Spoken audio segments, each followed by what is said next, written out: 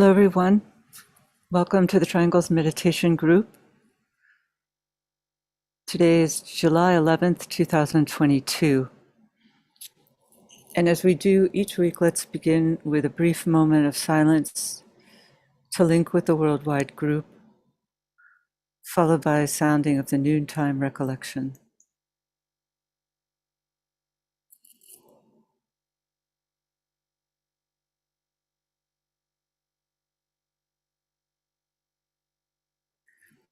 We know, O Lord of life and love, about the need. Touch our hearts anew with love, that we too may love and give.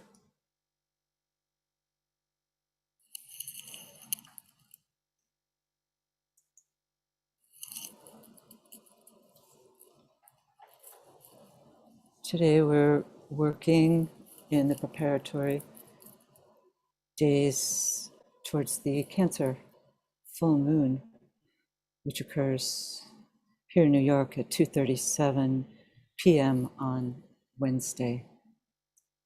So we're in a full tide of preparatory energy moving towards that point.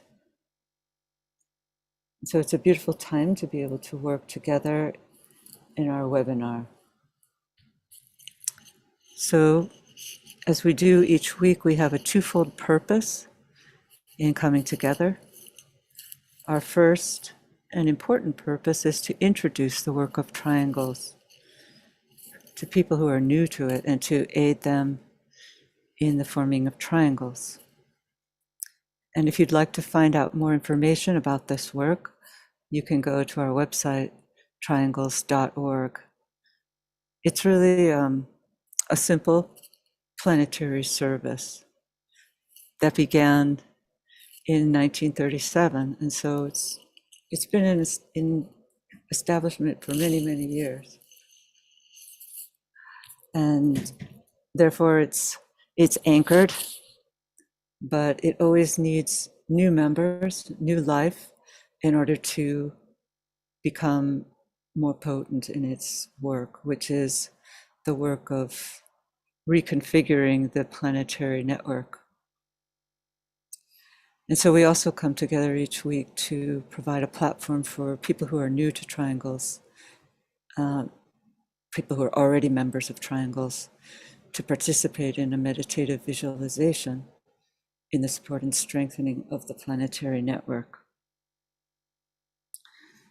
So really the work is quite simple. It's 3 people agree to link together every day. So it is quite a major commitment, a lifetime commitment if you so choose, to come together and link and visualize a triangle of light mentally, spiritually, and you're dedicating your triangle to the service of all the planetary lives. And so you link with all the other triangles in the world, and as you do so, you visualize the network, and then you sound the great invocation, which is a world prayer. That's a perfect vehicle for the release of the energies of light and goodwill to all people who can respond to it. And so it doesn't take much time, can be fit into even the busiest of schedules. And so we hope that you will reach out to us if you need help in finding Triangles partners. You can, as we said, put your name in the chat box here, and 2 people will hopefully respond to you. And you can also go to the Triangles Meditation Group Facebook page, where you can meet Triangles partners. And you also can go to our website, triangles.org, and there's a brief questionnaire you can fill out to find Triangles partners. So let's now, as we do each week, participate in a brief meditative visualization.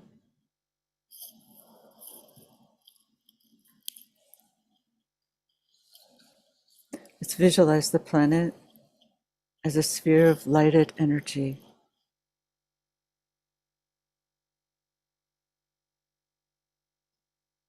And within that sphere, we visualize a triangle composed of the 3 planetary centers. At each point of the triangle, visualize Shambhala, the planetary head center, the spiritual hierarchy, the planetary heart, and humanity, the planetary throat center.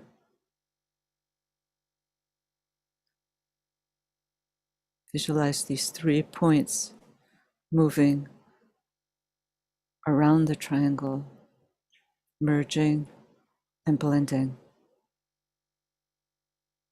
And then in the center of that triangle, you visualize the 5-pointed star of the world teacher, linking east and west, past and future, radiating the energy of love wisdom.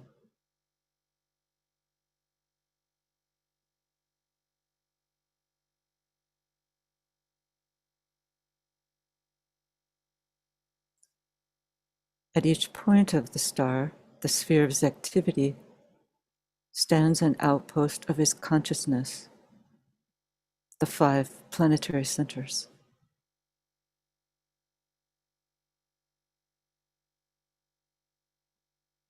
Visualize the energies radiating forth from the center through the 5 points.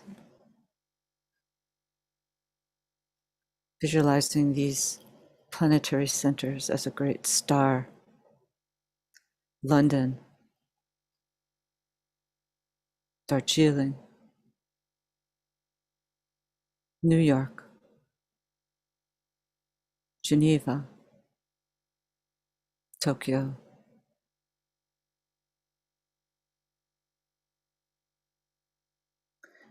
Visualize these outpouring energies, enlivening small groups, gathering everywhere, aiding them to focus and direct the energies into the consciousness of all humanity,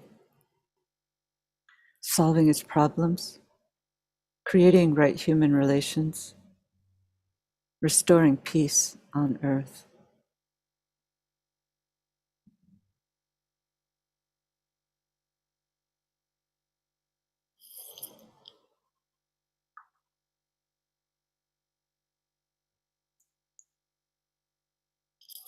Bridging towards the hierarchy, we sound the invocation of light. Radiance we are and power. We stand forever with our hands stretched out, linking the heavens and the earth, the inner world of meaning and the subtle world of glamour. We reach into the light and bring it down to meet the need. We reach into the silent place and bring from thence the gift of understanding. Thus with the light we work and turn the darkness into day.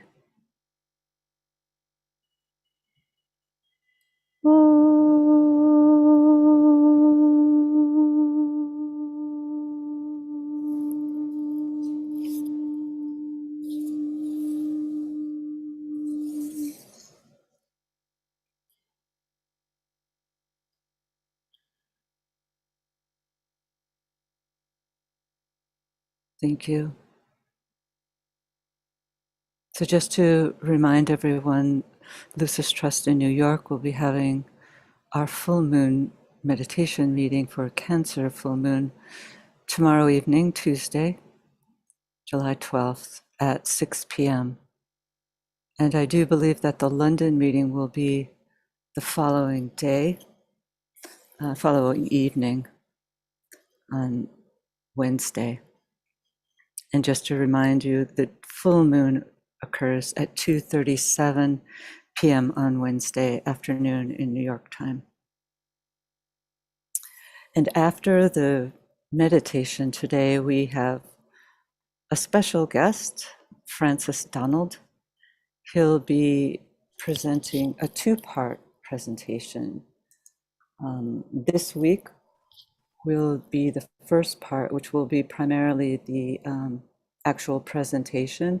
So we do hope to have a few minutes for group comment and sharing. But next week, he will lead the group in that sharing. So hopefully you'll be able to return next week and be prepared with some interesting thoughts and questions to ask of Francis. Francis is a professional artist, and this is one of his work. This is an image that we often use for the Cancer full moon, building this lighted house. He's been studying the ancient wisdom for 35 years and has been involved in teaching and sharing it for the last 10 years. And he's currently offering 3 ongoing webinar series online. One is a new fellowship of cosmic fire. The second is on the secret doctrine. And the third is on Manly P. Hall's secret teachings of all ages. So we look forward to hearing from Francis. So Francis is going to be talking about this stage of the Forerunner and the 2025 Conclave. So I just wanted to give a very brief few thoughts about this time in planetary history. And many of you will be familiar with it, but if you're not, I thought that a brief introduction would serve. We know that, for example, the spiritual month is divided into 4 primary parts. The period before the full moon, you could divide it into 4 weeks. The week prior to the full moon period is the time of inbreathing. And each of these stages can be compared to the breath. So it's a time of inbreathing, where we are lifting the energies vertically, you might say, touching the highest center. And then the week of the full moon is known as the higher interlude period. And this is then followed by the week of outbreathing, where the energies contacted during those first 2 interlude period, the first inbreathing and the interlude period, are then distributed for a week. And then we go into the final week for the new moon, wherein the energies are grounded and there's more of a focus on form building. So when the idea of the 25th year conclave, in each century, we're told in the 25th year, there is a conclave held within the spiritual hierarchy in which they assess the progress made by humanity over the previous century, the previous 100 years since 1925, and they take stock of where humanity is, and they make decisions as to the next phase of the dispensation. And this particular conclave in 2025 is therefore particularly important, in fact, momentous, because of the stage that humanity has reached and because of the powerful alignments, astrological, rheological, and it makes this time one of unprecedented opportunity, a time for which we're told the hierarchy has been preparing. And so now we're in the final stage in the cycles of the breath as we move towards 2025. We're in the final stage these next 3 years of the inbreathing. So we can understand that we're moving into a supreme period of tension. You might say 2025 could be represented by the Aries point, a time of incredible new beginnings. And so this period now is like the ending of the last degrees of Pisces. It's a lot of will energy available to us. And so we're on the verge. We're at that point where you might say the end is approaching the beginning. There's an overlapping that occurs during these transition periods. And there's a tremendous amount of tension at the final stage of the in-breath. And so I think that's probably enough said by me, and we'll now go into our triangles meditation.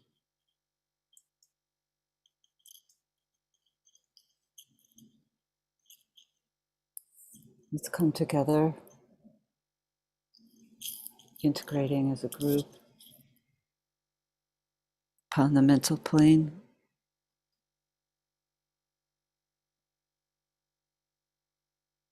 Lifting our consciousness and standing at the center of the evened arm cross.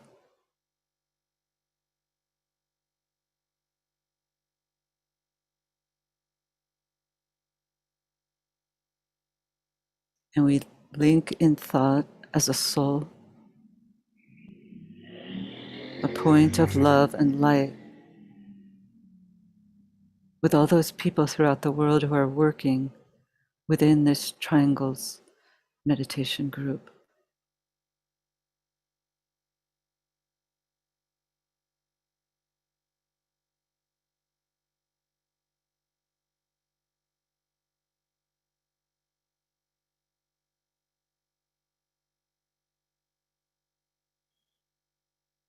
We sound the affirmation of the will together, projecting a line of lighted energy towards the highest center, Shambhala. In the center of the will of God, I stand. Naught shall deflect my will from His. I implement that will by love. I turn towards the field of service.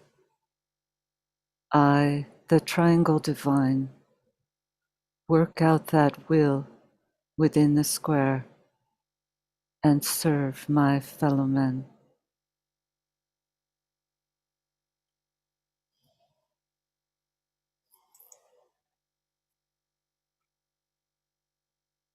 Using the creative imagination, link with two other points of light to create a triangle of light.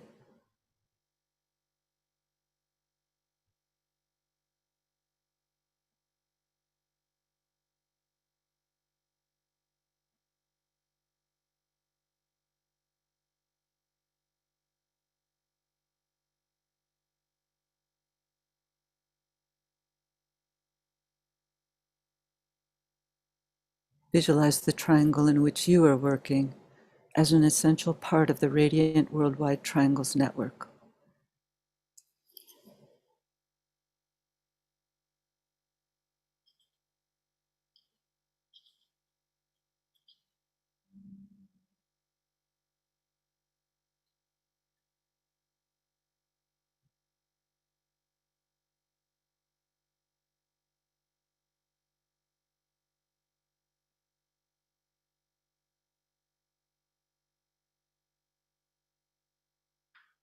Hold the consciousness immersed within the light of the group soul, the heart of love, which underlies and infuses the network.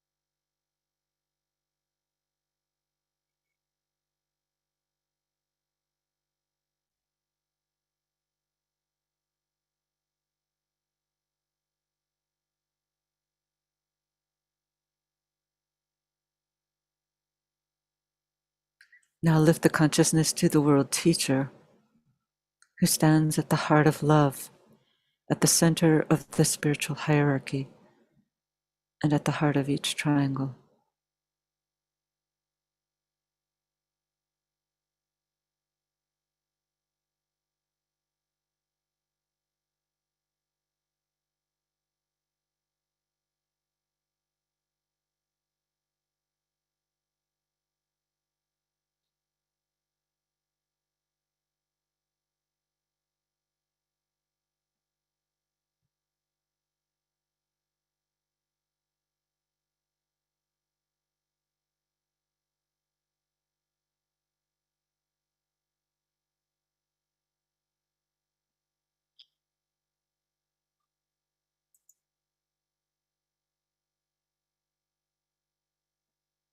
Visualize the energies of love, light, and goodwill circulating in and around the triangle's network.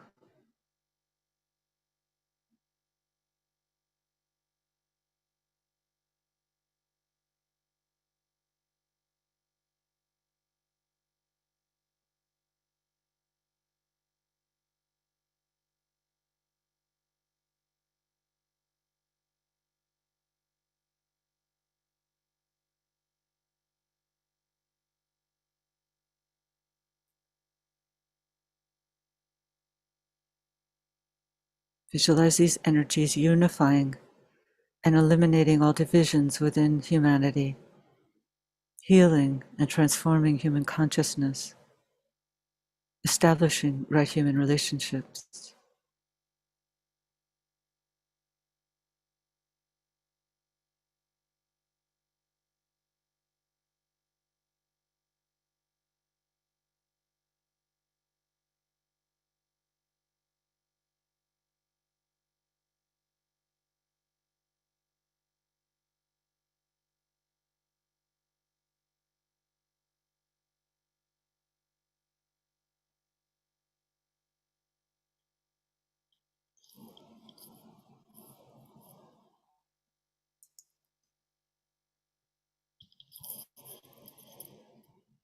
Linking together as one group, united in consciousness, we sound the mantra of unification. The sons of men are one, and I am one with them. I seek to love, not hate. I seek to serve and not exact due service. I seek to heal, not hurt. Let pain bring due reward of light and love. Let the soul control the outer form and life and all events, and bring to light the love that underlies the happenings of the time. Let vision come and insight. Let the future stand revealed. Let inner union demonstrate and outer cleavages be gone. Let love prevail. Let all people love.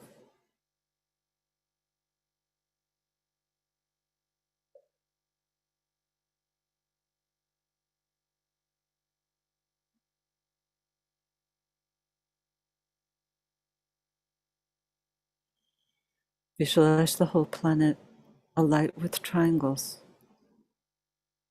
See new triangles being formed everywhere.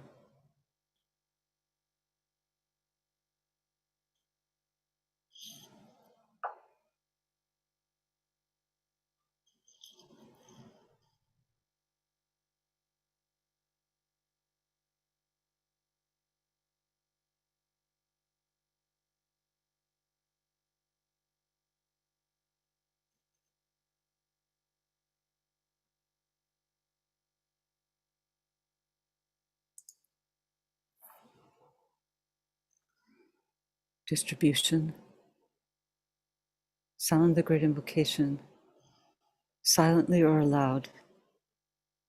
And as we repeat each stanza, let's visualize the network acting as a link between the world of spiritual realities and humanity, as a channel through which light and love and divine purpose may flow into human consciousness.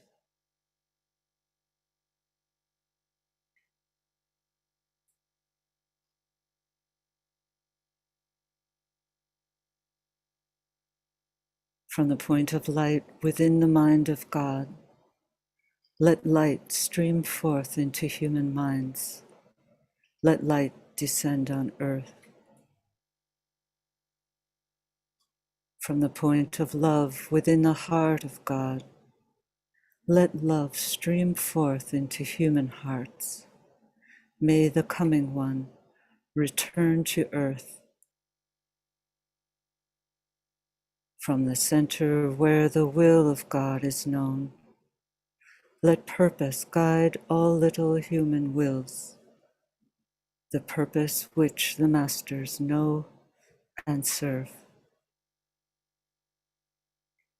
From the center which we call the human race, let the plan of love and light work out, and may it seal the door where evil dwells.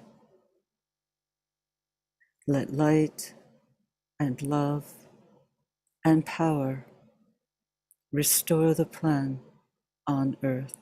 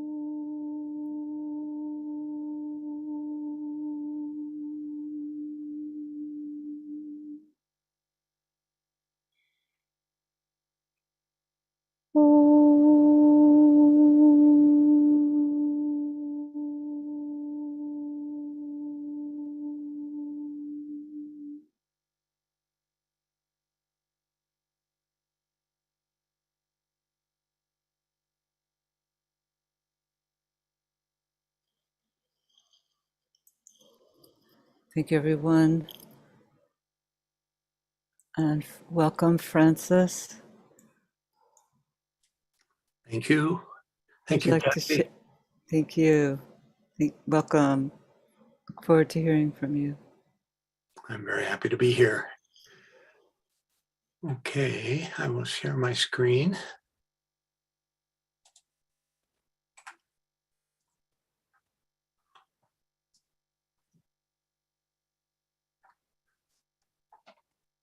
So, hello everyone.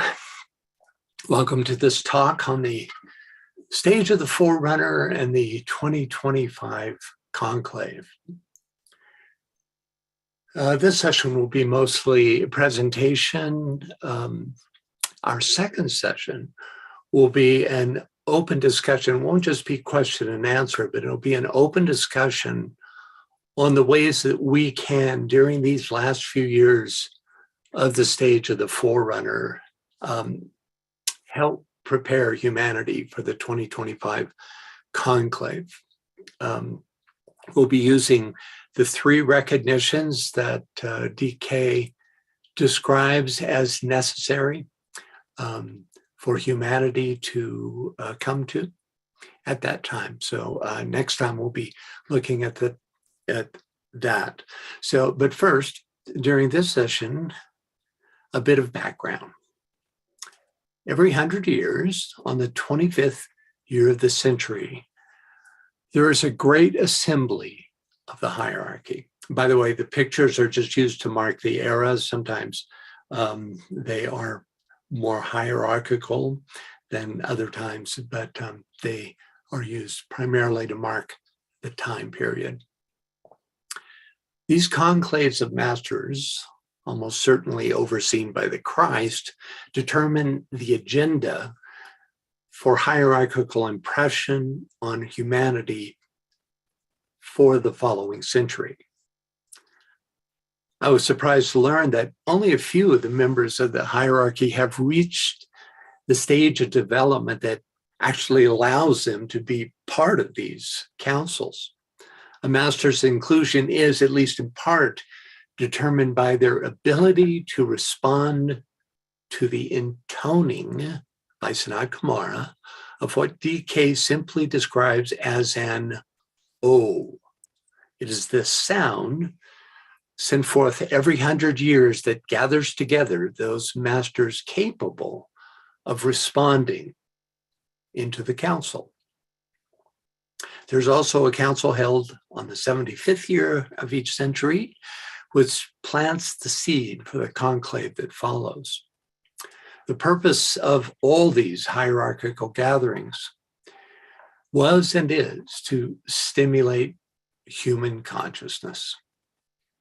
As you can see by this chart, The conclaves often, though not always, heralded the introduction of a new ray energy or some aspect of a ray energy, gradually bringing 6 of the 7 ray energies into play. Okay, we tend to assume that the hierarchy has always been with us, but this is not the case.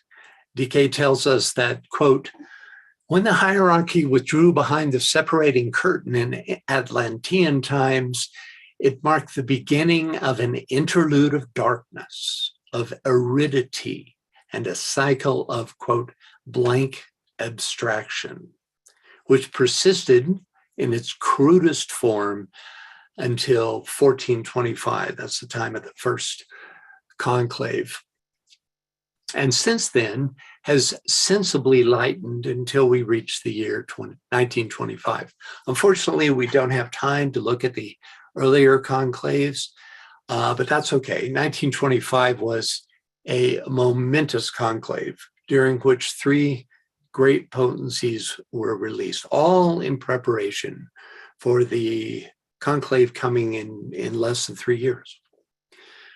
The first of these great potencies was a fresh inflow of the Christ principle of spiritual love, resulting in the immediate and rapid growth of all movements that promote peace, world understanding, goodwill, philanthropic effort, and above all, brotherhood. The second was the stimulation of the principle of relationship, leading to an increased development of all methods of communication, such as the press, the radio, ever advancing forms of travel. And we can guess that this same outflow was later responsible for TV, the computer, and the internet. The objective of this second outpouring was to bring human beings closer together and thus outwardly parallel the developing inner spiritual unity. The third potency was to outwardly direct the force from Shambhala, thus acting on a decision made during the 1825 conclave that enabled Shambhala to have a direct connection with humanity. This has only happened twice before, once in the Lemurian root race, the third root race, and secondly during Atlantis, at that time to aid the Lords of Light in their struggle against the Dark Brotherhood. This great triple energetic flow was made possible by the fact that in 1925, we're told, the location of the entire hierarchy actually shifted from the higher mental levels to the Buddhic plane, thereby allowing for a direct and unimpeded etheric reception of Shambhalic energy by the hierarchy. On this shift, DK says, this is one of the significances of the word which we read in the New Testament, that the veil of the temple was rent in twain from the top to the bottom, a symbolic way of expressing the unveiling of an unimpeded channel. There were also other effects. The publication of a treatise on cosmic fire in 1925 was incredibly important. DK says, TCF will stand as the major and most far-reaching portion of the 30-year teachings. It was also during this time that AAB initiated the Arcane School. Another effect was what DK calls the emergence of a structure of truth and a paralleling responsiveness of the human mechanism, which will eventually allow for the next stage of the teachings of the ageless wisdom. So you see these seeds are planted way in advance. This next stage won't be so much about more information, but will rather initiate an upward shift in our ability to comprehend, which will allow us to, quote, share in the great hierarchical task of illuminating, precipitating, and lifting. So, if you're looking for the third dispensation from DK as a series of books or as a website or, in some other way, that's not quite how it's going to come out. According to DK, it's actually going to be affect our own ability to be useful to the hierarchy in lifting humanity. Another great triumph of the 1925 Conclave was the emergence of a band of advanced souls called the New Group of World Servers, whose purpose was and is to stimulate human consciousness in such a way that it evokes a response to the plan, a goal only possible because of humanity's current level of spiritual advancement. In 1975, and again in the year 2000, a direct impact of shambolic energy was loosed upon humanity. Each time this energy is sent forth, we're told, some fuller aspect of the divine plan is realized. DK tells us that shambolic energy invariably results in synthesis and, quote, holds all things within the circle of the divine love. There are a couple of predictions centered around 1925 that have not come to pass. One of these is a widespread realization by the scientific community of the existence of the soul. The other prediction concerns the third iteration of DK's teachings. The first came through HPB, the second through AAB, and third, described by DK as, quote, revelatory, emerging after 1975 to be given on a worldwide scale via the radio. So even if we concede that the radio is now the internet, it seems like the third revelatory phase of the teaching hasn't yet come forth. Of course, DK does say after 1975. So this brings us to our main topic and the theme of this talk, the imminent 2025 conclave. DK's descriptions of this great upcoming event make it clear that the triple energy stream given out in 1925 was definitely in preparation for this coming event, hence the name, the stage of the Forerunner. Not since the reestablishment of the influence of the hierarchy in 1425 has the year during which a conclave was held also marked the commencement of a ray cycle. All the other rays began their cycles on the 75th year of a century, and thus acted as, at least in part, of a seed energy for the conclave that occurred 50 years later. But 2025 will mark the beginning of the fourth ray cycle, the ray of humanity itself.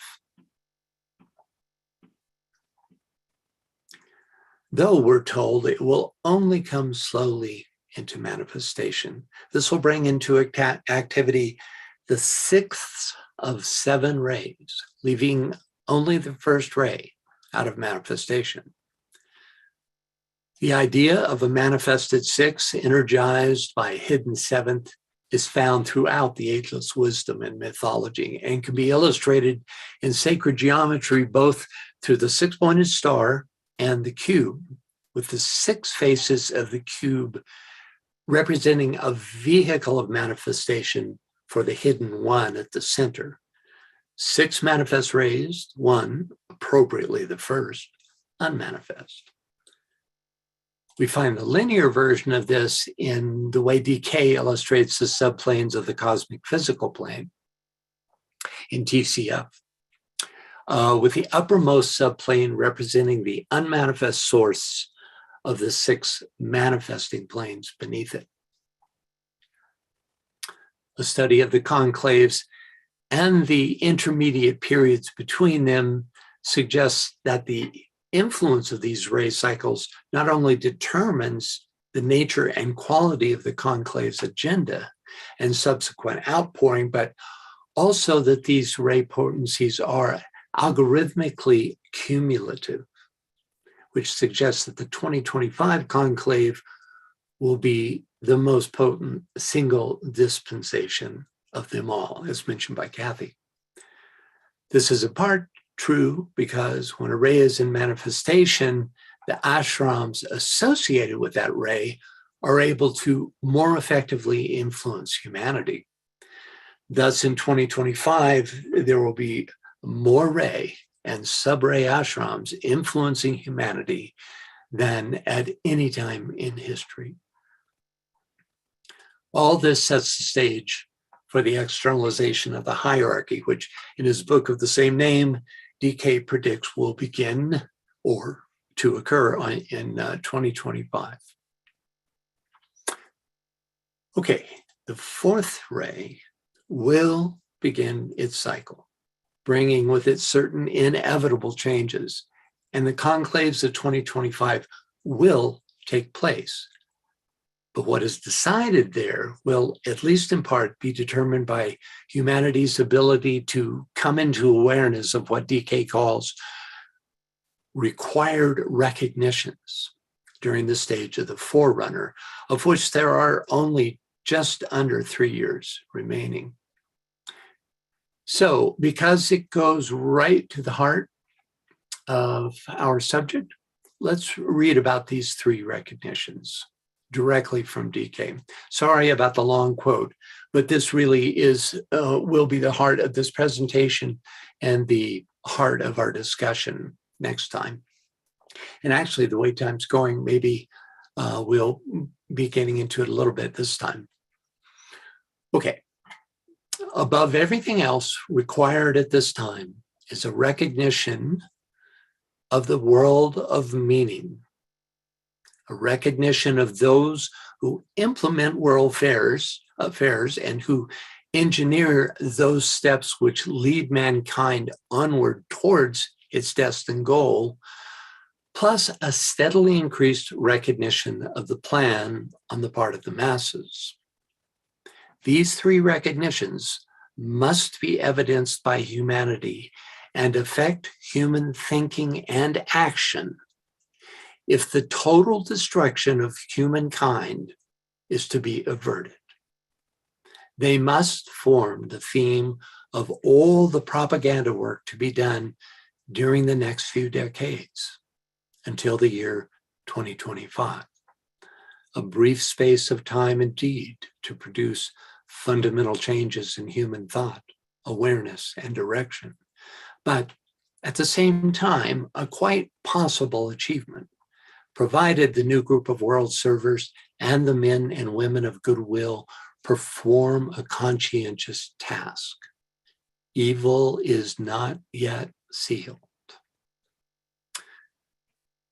So, 3 recognitions must, quote, be evidenced by humanity and affect human thinking and action if the total destruction of humankind is to be averted. So since so much depends on these 3 points, let's take a closer look. I'll talk a bit about the first required recognition and then open the floor for discussion. So first, a recognition of the world of meaning. I was surprised to find that there are 150 instances of the term world of meaning in the Blue Books. As anyone who reads DK knows, his use of words is very specific, often meaning something entirely different than they do in normal English usage. And so it is with the phrase world of meaning. Here are a few paraphrased definitions of this phrase that I extracted from these 150 instances. First, DK tells us that the Christ externalized the mysteries by revealing to us the world of meaning. So it has to do with the externalization of the mysteries. Second, DK teaches us that the world of meaning stands in a causal relationship to the world of outer phenomena. And third, it is through the intuition that the world of meaning stands revealed and illusion is dispelled. So you can see this whole idea of the world of meaning is pitched very high. So the question up for discussion is, does humanity recognize the world of meaning? What evidence is there that humanity has achieved this recognition, as DK defines it? The term recognition doesn't mean mastery or even facility, but something more like knows it to exist, at least to some degree. Also, there's a quality of acknowledgement and acquiescence in the term recognition, like recognizing someone's authority. So we're actually going to get into it this time. And I'm actually very pleased by that. So has humanity embraced this first recognition? Does anybody have any thoughts or comments? Do we recognize the world of meaning? Anybody have any thoughts? My own take on this is that large swaths of humanity do, to some degree, recognize the existence of causal planes of reality that are the source of our true being.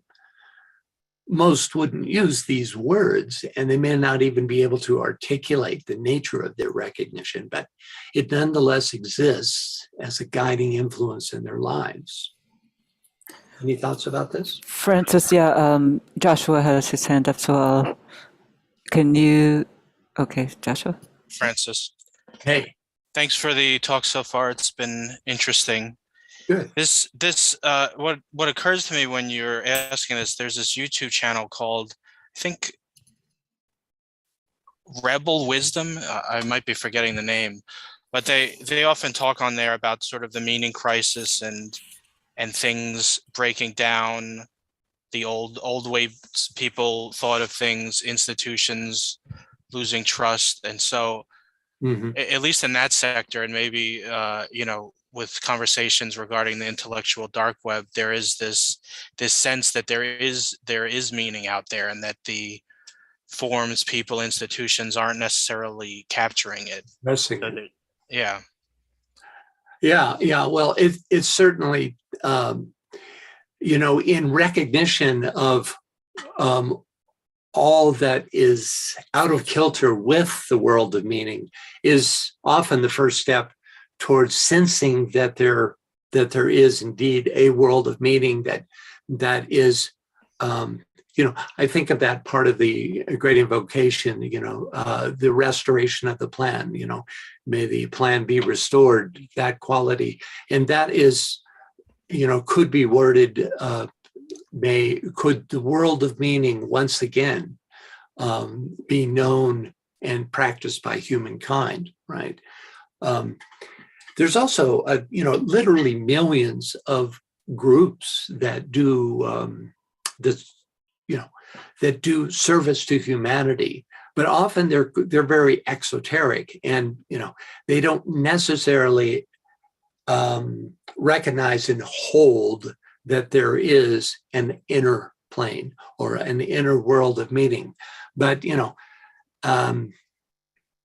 my sense is that good works have their hidden origins in the world of meaning. So, it's really a question of how deep does this recognition, what's the requirement? How deep does this recognition need to be? Anyone else have a thought? There's a question from Clint. He says, can you define the world of meaning in simple terms? Well, let's see. I just went through these. Let me go back and I'll simplify them. The first is the idea of that Christ externalized the mysteries by revealing to us the world of meaning. In other words, the subjective planes manifested through Christ. It's said that he literally anchored the realm of love in physical reality, physical, etheric, astral, and mental, that is to say, right? It made it accessible to us. So there's an aspect of the world of meaning, right? And then maybe most, let me go back up to this chart. Yeah, that the causal levels, however you see them to be, and depending on what your practice is, because obviously he's not going to require everybody on the planet to be a AAB theosophist. That's not going to happen. So there's going to be an understanding that the world of meaning overshadows the outer realms, and that there are beings within this world of meaning that guide and influence those who live in the three worlds of human endeavor. So I would say that's, in a nutshell, what the world of meaning means, right? Yeah. It's not the deeper meaning of a well-written novel, for instance. It's, not that kind of meaning. Gee, what do you really mean by that? This has to do with that influencing subjective quality. There's a comment from Jesse that says the scientific recognition through quantum physics is showing those so inclined to understand the source of all energy, which is the world of meaning. Yeah, David Bohm has, I thought, made huge strides in this area, breaking down the paradigm that that science was this purely objective reality, and by really poking holes in and revealing the fact that the observer was very much a part of the results, the measurable results in scientific exploration, therefore opening the whole thing to a subjective influence. I thought that was an extraordinary breakthrough. And Einstein himself really blew the lid off when he said that material or matter is just energy. So if that itself is a subjective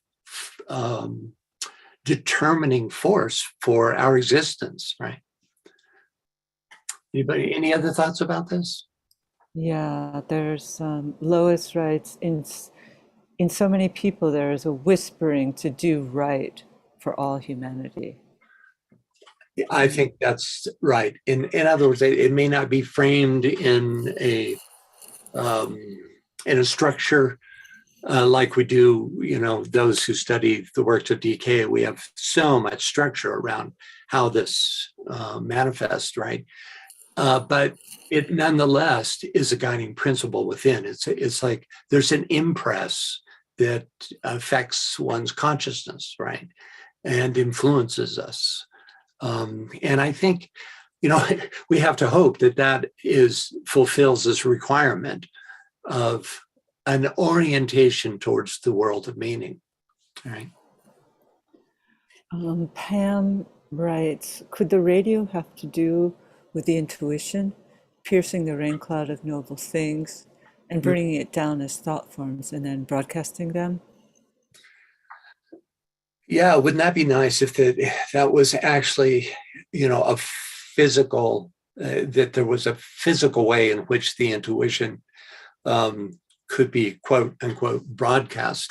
And, a really important part of this world of meaning is this recognition of the intuition, even if you haven't opened the channel completely, the recognition of its part in our lives, and that it is a fundamental knowingness, right, that will determine the nature of our outer lives. Yeah. Anyone else?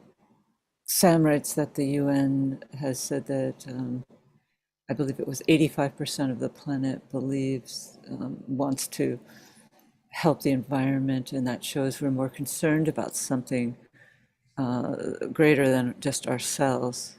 We're concerned with the whole of the planet. And certainly triangles workers adhere to that as well. Right. And triangles workers, it's built in. You know, Yeah. anybody that does triangles works recognizes there's a subjective reality just in the energetic capacity to link the world through triangles. You know, that itself fulfills the subjective, you know. Okay, I see Joshua's hand. Joshua? Yeah, okay. Or someone else? Yeah, good, Joshua. Joshua, did you want to share? Yeah, I was looking at one of the quotes you pulled up earlier, and my reading of it was a little different, so I figured I would share that. Yes.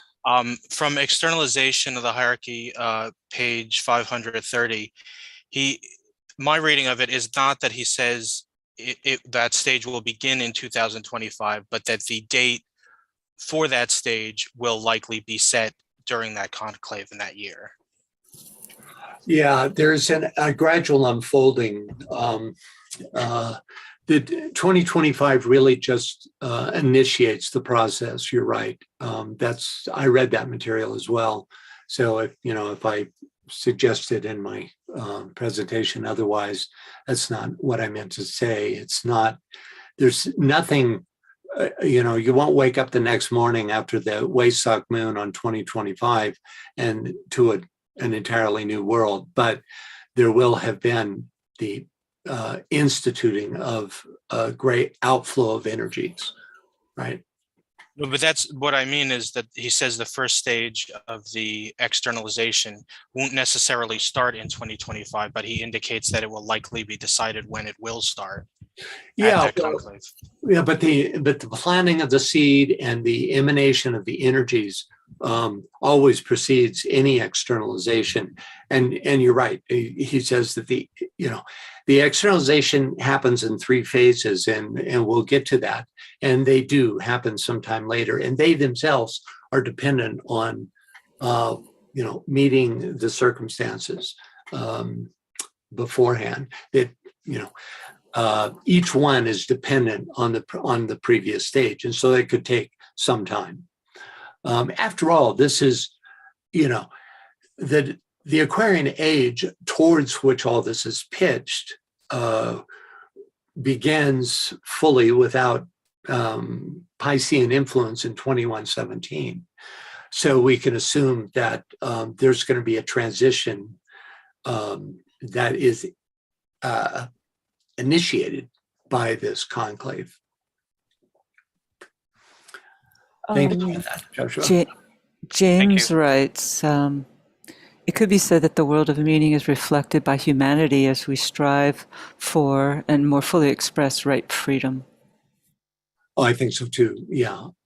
Those type of goals are inherent to this world of meaning. DK talks a lot about human freedom as fulfilling one of the requirements for moving into the Aquarian age, right? Yeah. The 4 freedoms of FTR was considered by hierarchy a milestone, in that way. Okay, so yeah, go ahead. You were about to say. Well, I was just going to share something that it seems that one of the services that we as a group, all of those who stand in the different traditions at the heart center of the new group of world servers have a real responsibility to stand strong during this time because of the many challenges that we're facing, and there's such a fomentation of fear among the masses of humanity. And it reminded me of the visualization kind of that the Tibetan presents in relation to this incoming of the 7th ray, where the individual has been sitting under a teetering arch for many, many years, facing towards a room full of chaos. And so I think that's where so many within the human kingdom stand facing that world of chaos. But it's the responsibility of those who are becoming responsive to the world of meaning, to sense the other way, to move in the other direction, and to face a room of quiet and stillness, the world of meaning, the world of the soul. And so, no matter what's going on outwardly, and there may be a lot going on during the next few years, that's our responsibility, to live in both worlds, be sensitive to the inner while in the midst of the chaos of the outer. Yeah, it reminds me of what the Christ said: a man is as he thinks, and you literally open yourself to the vibratory realm of your belief, right? And that is guided by your thinking. So if you live in chaos and in fear, then vibratorially you're unable to respond to the peace and the stillness, which is what allows the world of meaning to impress us. So it really does. It begins on an individual level. It's not, and of course, that's greatly enhanced through group work. There's a hand raised by Michael, and after that, we'll probably just end our meeting, but after you respond, but next week we can continue with these. Yeah, good. Hello, Michael. Hi, I just had a question about the age of Aquarius. I thought I heard you say it's ushered in the year 2117, and I was just wondering, how do you know that? Well, it's a date mentioned by Dual in the Alice Bailey work. Okay. It's actually not mentioned in a book, but it was in an unpublished letter, so it's not actually in the book. But yes, thanks for that clarification. So people don't go diving for trying yeah, to find it in the books itself. Okay, that's good to know. Yeah. All right. Well, thank you so much, Francis, and we will be welcoming you back to finish this presentation. And I will send you the chat, which might stimulate some more thought for your next presentation. Yeah, I'll read the chats. Also, I put a link in there for my other webinars. If you're interested, you could copy paste it and then link up that way. So I'll see you next week. Thanks very much, Kathy. I've enjoyed this. Thank you. And so we just end with a brief moment of silence to link up and visualize the planet surrounded by a network of triangles, followed by the sounding of the sacred word.